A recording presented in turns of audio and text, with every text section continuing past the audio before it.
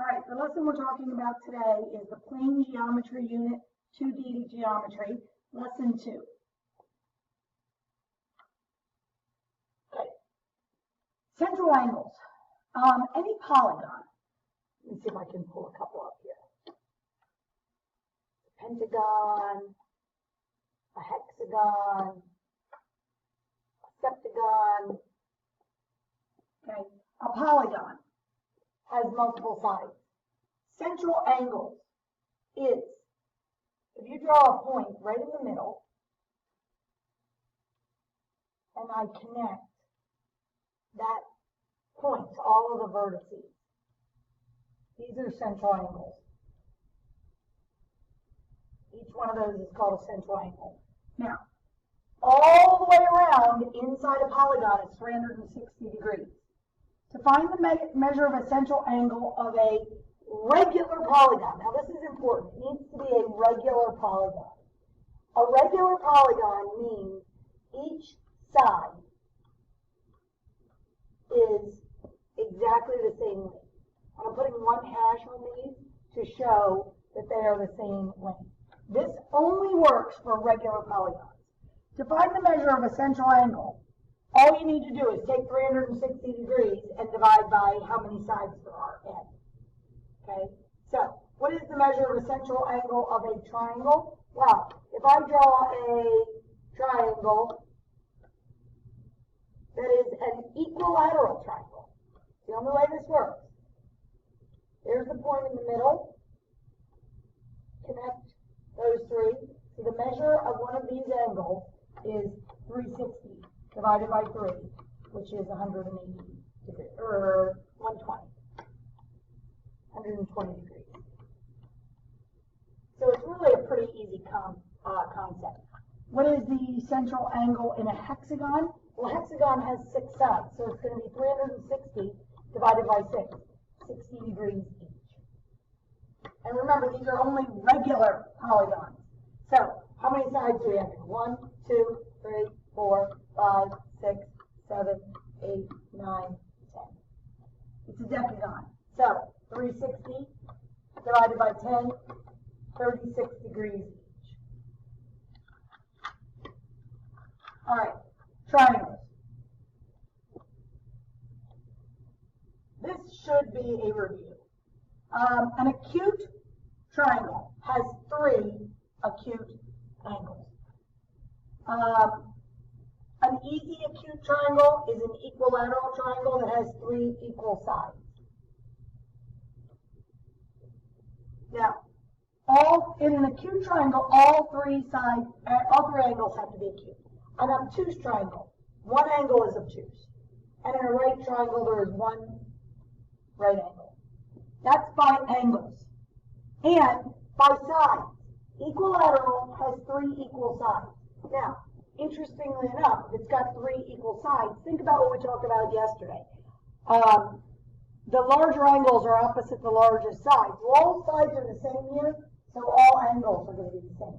And since 3 angles in a triangle have to add up to 180, each angle is going to be 60. So, an equilateral triangle is not only equilateral, but is also what we call equiangular. An isosceles triangle has 2 congruent sides. So these 2 are congruent. That one necessarily isn't. Now, opposite the congruent sides, so here and here, will be 2 congruent angles. So if it's got 2 equal sides, it also has 2 equal angles. A scalene triangle has 3 different measures. If it's got 3 different sides, it also has 3 different angles. So the angles and the sides go hand in hand. 3 equal sides, 3 equal angles. 2 equal sides, 2 equal angles, and the ones opposite the congruent sides. And 3 non-equal sides, so 3 non-equal angles. But remember, all the angles always add up to 180. All right. Quadrilateral is a polygon with 4 sides. A trapezoid has 1 set of parallel sides. It generally looks like this. Here's the pair of parallel sides. The other 2 sides are not parallel. A parallelogram. Both pairs of opposite sides are parallel, and congruent. So they're the same length. So, parallel, parallel, congruent, congruent, parallel, parallel, congruent. Good. A rhombus has 4 congruent sides. What's the difference between a rhombus and a square? A square has 4 right angles and 4 congruent sides. A rhombus only has 4 congruent sides. Generally, I think of a rhombus like a tilted square. And a rectangle has 4 right angles, and opposite sides are congruent and parallel. So, a rhombus, a rectangle, and a square are all parallelograms. They're all quadrilaterals, they're all parallelograms. They just have different properties. All right. A triangle. Interior angles have a sum of 180, and a quadrilateral interior angles have a sum of 360. Can I show you something? Here's a quadrilateral, 4 sides. I can split a quadrilateral into 2 triangles. This triangle has 180 degrees. This one has 180 degrees. So in a quadrilateral, there's 360 degrees. You can always figure out how many degrees there are in any shape by splitting it into triangles. And you know triangles always have 180 degrees. So if I want to write an equation to find x, I'm going to have x plus 63 plus 107 plus 142 has to equal 360 because we've got a quadrilateral. So when I solve this, I'm going to have x plus 312 equals 360. Subtract 312 from both sides, and I'm going to have x is 48. Same idea here, except we have a triangle. So our equation is x plus 33 plus 76 equals 180.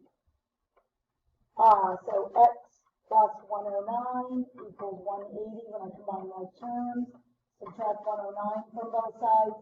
X is 71 degrees. Now, let's take a look at one that's a little bit more complicated. So, again, we've got a quadrilateral. So, to find the angles, we know that the sum of the angles in any quadrilateral is 360. So, 3x plus 5x plus 25 plus 2x plus 5x plus 5 equals 360. All I've done is added all 4 angles together. To solve this, let's combine like terms here.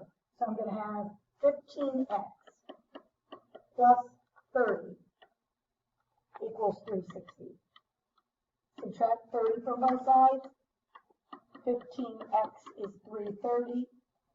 Divide both sides by 15, and I end up with x is 22. Now, once you know that x is 22, I can go back and find all of the angles.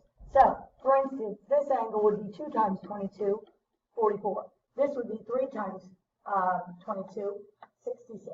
This would be 5 times 22 is 110, plus 25 is, so 110 plus 25 is 135, and this will be 110 plus 5 is 115. And if I add all 4 of those angles together, I'll get 360.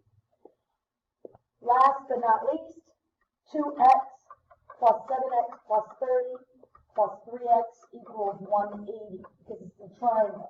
So when I solve this, I will have 12x plus 30 equals 180. Subtract 30 from both sides. I get 12x is 150. Divide both sides by 12. And I end up with x is 12.5. If I wanted to substitute that back in to find the angles, I could.